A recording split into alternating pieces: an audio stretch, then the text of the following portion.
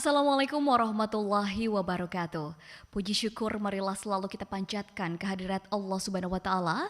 Semoga limpahan rahmatnya selalu diberikan untuk kita semua. Salawat dan salam semoga selalu tercurah kepada baginda Nabi Muhammad Sallallahu Alaihi Wasallam. Pemerintah menegaskan kembali bahwa hanya visa haji yang dapat digunakan untuk melaksanakan ibadah haji. Ini sebagaimana diatur dalam Undang-Undang Nomor 8 Tahun 2019 tentang penyelenggaraan ibadah haji dan umroh PIHU. Visa umroh tidak bisa digunakan dalam penyelenggaraan ibadah haji. Sebagaimana kebijakan dari pemerintah Arab Saudi, kami juga mengingatkan bahwa visa umroh ini berlaku 3 bulan sejak tanggal penerbitan. Visa umroh musim ini 1445 Hijriah hanya dapat digunakan hingga 15 Zulkaidah atau bertepatan pada 23 Mei 2024. Jemaah umroh agar mematuhi ketentuan ini dan kembali ke tanah air sebelum habis masa berlaku visa.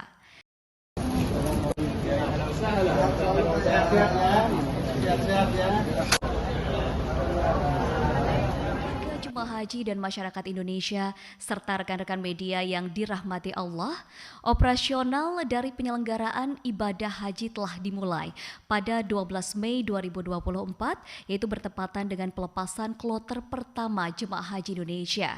Hari ini, Rabu 15 Mei 2024, telah memasuki hari keempat.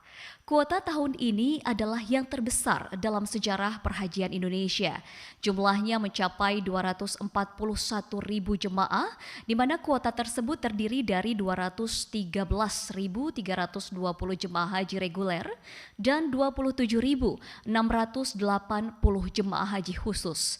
Jemaah haji reguler ini terbagi dalam 554 kloter yang akan diberangkatkan secara bertahap dalam 2 gelombang, yaitu gelombang pertama, jemaah haji akan tinggal terlebih dahulu di Madinah selama sekitar 9 hari sebelum menjalani puncak haji di Mekah. Lalu gelombang kedua, jemaah haji akan langsung diberangkatkan ke Mekah untuk menjalani puncak haji, lalu ke Madinah. Pemberangkatan gelombang pertama ini berlangsung dari 11 Mei 2024 sampai 23 Mei 2024. Pemberangkatan gelombang kedua berlangsung dari 24 Mei 2024 sampai 10 Juni 2024. Berdasarkan laporan Panitia Penyelenggara Ibadah Haji atau PPIH Arab Saudi, pada Selasa 14 Mei 2024 pukul 9 waktu Arab Saudi atau Rabu 15 Mei 2024 pukul 1 waktu Indonesia Barat, jemaah haji yang sudah tiba melalui Bandara Amir Muhammad bin Abdul Aziz atau AMA Madinah berjumlah 19.354 orang yang terbagi dalam 49 kelompok terbang. Diakui oleh Nabi Muhammad Sallallahu Alaihi Wasallam.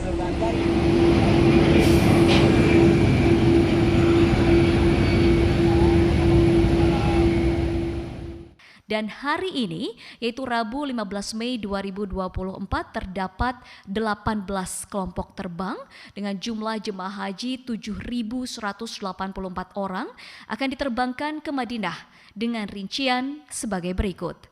Yang pertama, embarkasi Lombok NTB LOP sebanyak 393 jemaah 1 kloter.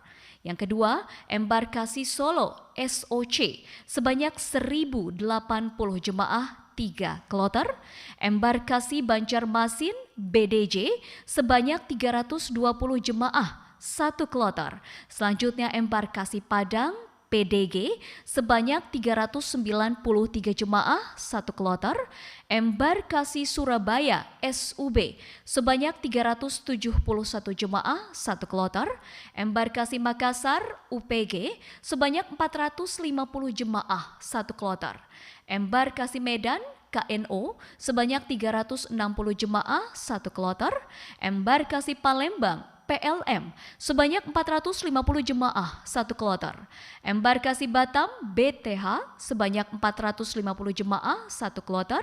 Selanjutnya yang ke-10, embarkasi Jakarta Bekasi JKS sebanyak 1.760 jemaah 4 kloter. Yang ke-11, embarkasi Kertajati KJT sebanyak 440 jemaah 1 kloter.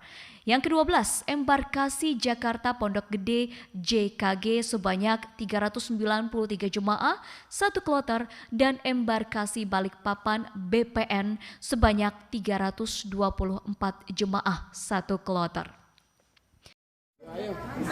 Ini jamaah habis kesasar. Berapa lama tadi kesasarnya, Pak? 1 jam. 1 jam, ya Allah. Di jembatan layang. Jembatan layang, Pak ya. Jembatan layang. Saya regu 5. Oh iya. Dari mana, Pak Haji? Saya dari Turi. Turi. Suku Anyar. Suku Anyar ini. Pak Suroso. Ceritanya gimana bisa kesasar? Ya lupa. Jalannya. Tadi kasihkan ibadah di sana ya. Iya. Mari. Ya silakan Pak Haji. Jemaah haji akan difasilitasi oleh petugas untuk dapat masuk ke Raudah di Masjid Nabawi. Petugas pun akan menerbitkan surat tasreh dan diberikan secara kolektif kepada petugas kloter. Jadi jemaah tidak usah khawatir. Selain kesehatan mental, haji juga merupakan ibadah yang membutuhkan kesehatan fisik. Oleh karenanya, pemerintah pun mengimbau kepada para jemaah haji untuk bisa membatasi aktivitas fisik yang menguras energi bahkan sejak menjelang keberangkatan. Mengingat penerbangan ke Tanah Suci ini membutuhkan waktu hingga kurang lebih 9 jam perjalanan.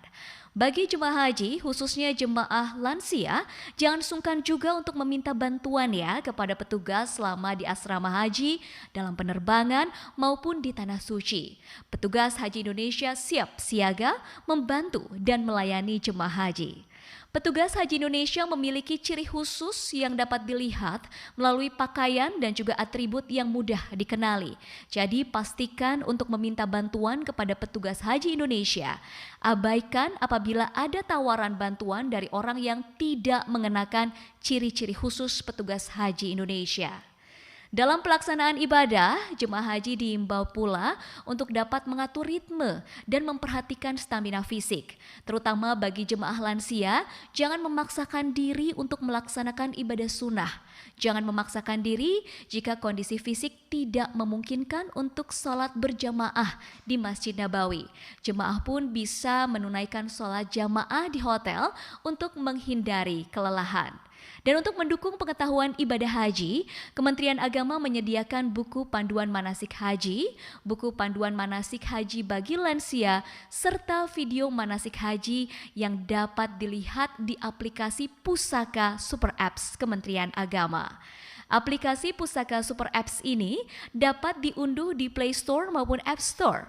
Berangkat haji, jangan lupa download Pusaka Super Apps. Kita semua berdoa agar penyelenggaraan ibadah haji tahun ini dapat berjalan dengan lancar dan tentunya seluruh jemaah haji Indonesia diberikan kekuatan serta kesehatan dalam menjalankan ibadah haji di Tanah Suci, lalu meraih kemabruran.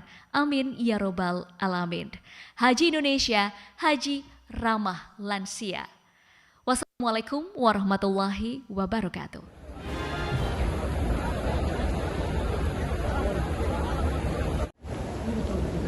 Ada